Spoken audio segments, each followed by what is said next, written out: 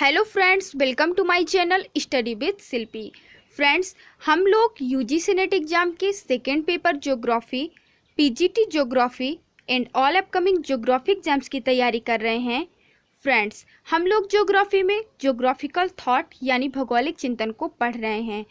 हमने अपनी पिछली वीडियो में जर्मन भूगोलवेत्ता वारेनियस के बारे में पढ़ा था। आज हम अपनी इस वीडियो में जर्मन भूगोलवेत्ता इमैनुअल कांट के बारे में पढ़ेंगे। ओके फ्रेंड्स, तो आइए शुरू करते हैं। जर्मन भूगोलवेत्ता इमैनुअल कांट का भूगोल में योगदान। कांट का जन्म कब हुआ? 1724 में और मृत्यु कब हुई? 1804 में। और जन्म स्थान है रूस के कोनिग्सबर्ग में। ओके फ्रेंड्स, आगे है इमैनुअल कांट, जिनका जन्म 1724 में हुआ और मृत्यु 1804 में हुई। 18वीं शताब्दी के अंतिम और सर्वश्रेष्ठ दार्शनिक भूगोलवेत्ता थे। कांट ने केवल दर्शन शास्त्र ही नहीं बल्कि खगोल विज्ञान, भूगर्भ शास्त्र और भूगोल में भी अति महत्वपूर्ण योगदान किया था।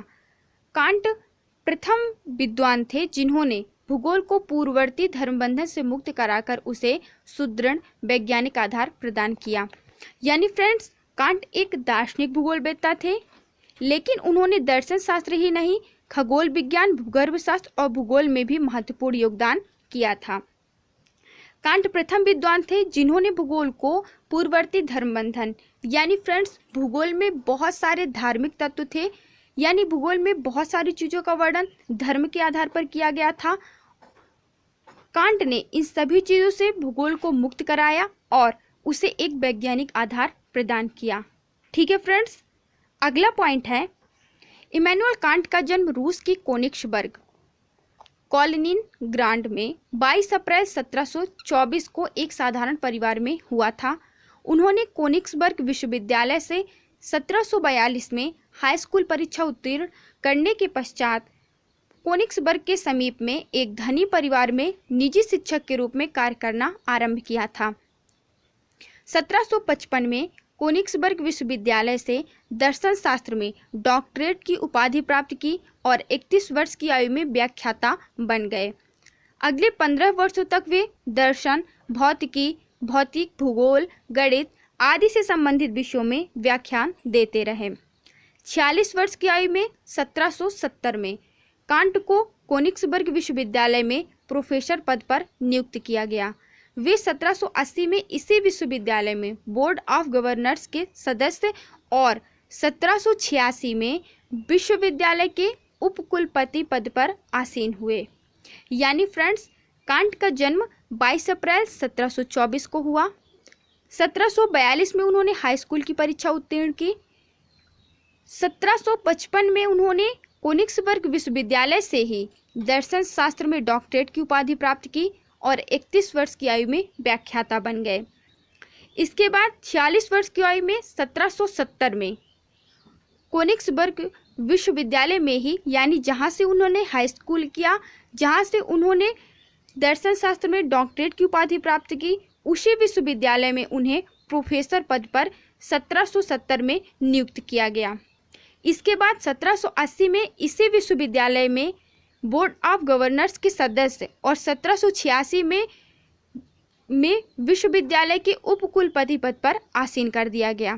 यानी फ्रेंड्स, कोनिग्सबर्ग विश्वविद्यालय से उन्होंने हाई स्कूल किया, उन्होंने दर्शन शास्त्र में इसी विश्वविद्यालय से डॉक्टरेट की उपाधि प्राप्त की और 1770 में इसी विश्वविद्यालय में उन्हें पहले प्रोफेसर के पद पर नियुक्त किया गया और 1786 में उन्हें कोनिग्सबर्ग विश्वविद्यालय का उपकुलपति पद प्रदान किया गया।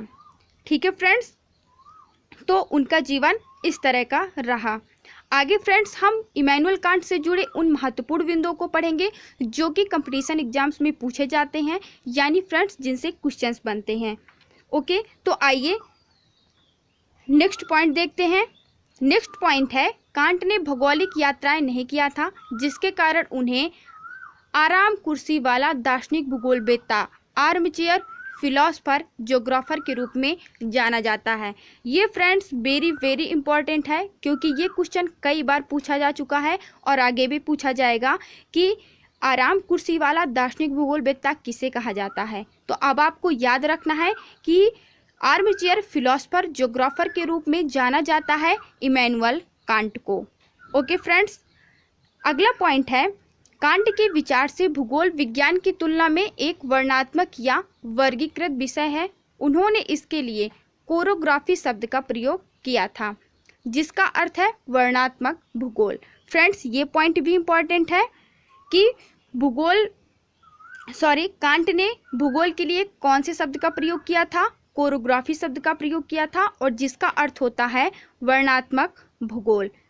आपसे ये क्वेश्चन पूछा जा सकता है कि कोरोग्राफी शब्द का प्रयोग किसने किया था, तो आपको याद रखना है इमैनुअल कांट ने किया था। ओके फ्रेंड्स, आगे फ्रेंड्स, कांट द्वारा भूगोल का जो वर्गीकरण किया गया है हम उसको पढ़ेंगे कि कांट ने भूगोल के कितने वर्गीकरण किए और वो वर्गीकरण कौन कौन से हैं। ओके, तो आगे है, कांट की भाषण माला भौतिक भूगोल के नाम से जानी जाती है।